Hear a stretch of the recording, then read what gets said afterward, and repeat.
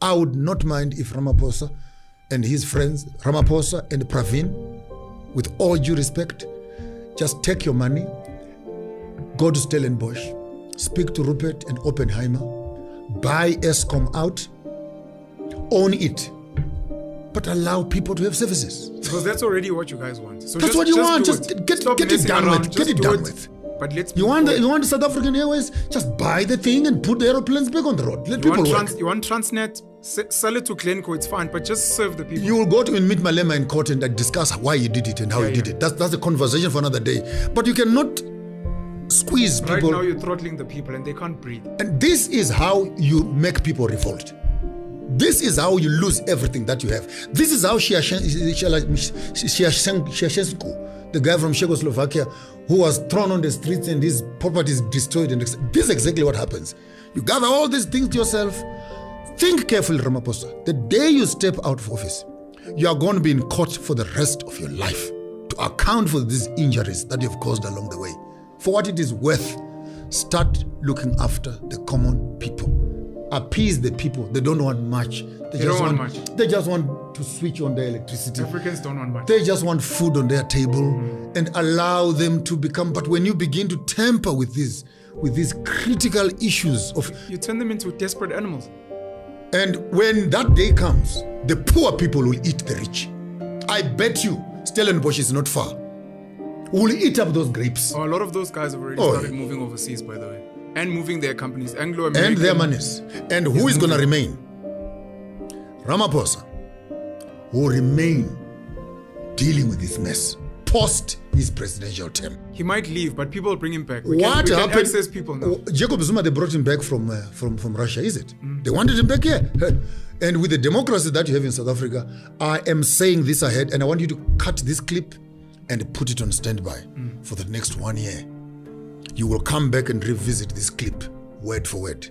If Jacob Zuma took those few years in court, we're going to be seeing something very interesting on Ramaphosa. Because when we start with Ramaphosa, it's going to start way back where it's uncomfortable.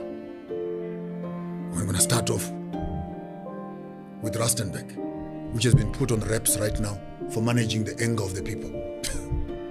We're going to be dealing with all these issues of business deals. I mean, how do you? Pravin has got 52 companies. 52 companies. Shareholding in all of them. Pushing business tenders into those. I've never seen Pravin appearing in court. These are businesses that compete with the state having to supply. No, those businesses are the state. Those businesses are delivering what the state needs. He's an arm. He's in parliament. And who talks about it? He's untouchable. And not only that, he also has his hand fully in SARS to manage his taxation. Because he used to be at SARS. He used to we are going to be having a very interesting post-Ramaphosa conferencing of accounting for all these things. I am sorry, Ntate Gwede Mantashe, you are in the same basket because you are sitting on the mining space right now. I'm sorry for Begitele because you are also managing the police issues and the crime stuff. I'm sorry for the prosecutors that are being elected. I feel sorry for Zondo himself. They are going to be put in one big bag.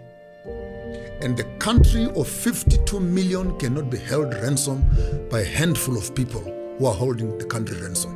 And I don't say this only for South Africa. I say this for Zimbabwe. I say this for Malawi. I say this for the new generation of Africans that you have are no longer the docile mine workers of 1960.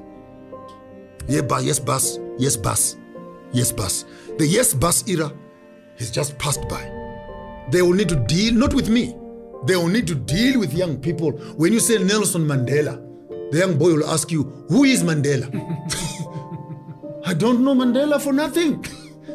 And when you deal with young people like that who have no clue as to what are you talking about, the anger of the young people will spill into the countries become ungovernable because leaders become irresponsible.